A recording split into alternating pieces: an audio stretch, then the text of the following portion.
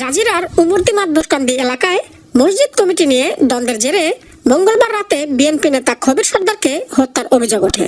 খবির সর্দার যখন মারা গেছে তখন হসপিটালে তারা নিচে মতন আমরা যাই দেখছি হসপিটাল লাশ। এই ঘটনার পর থেকেই খোঁজ মিলছিল না হত্যাকাণ্ডে অভিযুক্ত আলমাস সর্দারের। শরীয়তপুরের জাজিরায় হত্যা মামলার আসামির বস্তাবন্দি মরদেহ উদ্ধারের ঘটনায় চাঞ্চল্য তৈরি হয়েছে। স্বজনরা জানান তাদের ধারণা ছিল আত্মগোপনে আছে আলমাস।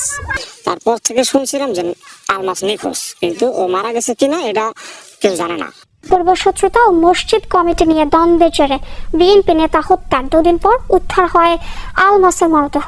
এলাকার পরিত্যক্ত একটি বাড়ির পাশ থেকে পচা গন্ধ বের হলে মাটি খুঁড়ে বস্তাবন্দি মৃতদেহ দেখতে পায় স্থানীয়রা।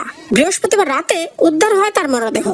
ঘটনার সাথে জড়িতদের ধরতে কাজ করছে পুলিশ। জাজিরার লাশটা আমাদের ডিকম্পোজ থেকে মনে হচ্ছে যে লাশটা পুকুরের ভিতরে ছিল, কেউ অথবা তাকে নিয়ে ওখানে মাটি চাপা দিয়ে রেখেছে।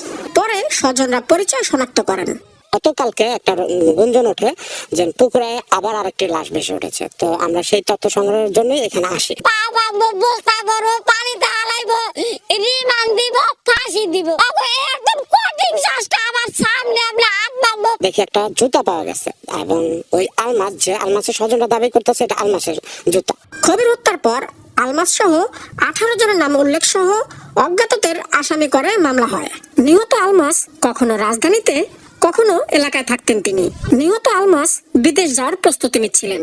গতকালকে এশারের পরে শুনলাম যে আলমাসের লাশের সন্ধান পাওয়া গেছে। এবং কে বা কারা করছে এ ব্যাপারে আমাদের তদন্ত অব্যাহত আছে। আমরা তদন্ত সবাইকে শনাক্ত করতে সক্ষম হব। পুলিশ বলছে দুটি ঘটনার তদন্ত চলছে। এই ঘটনার পর গ্রেফতার আতঙ্কে অনেকটা পুরুষ শূন্য এলাকা। দুদিনের ব্যবধানে এলাকায় হত্যাকাণ্ডের ঘটনায় ছড়িয়েছে আতঙ্ক। গ্রেফতার ভয়ে এলাকা ছাড়া অনেকে।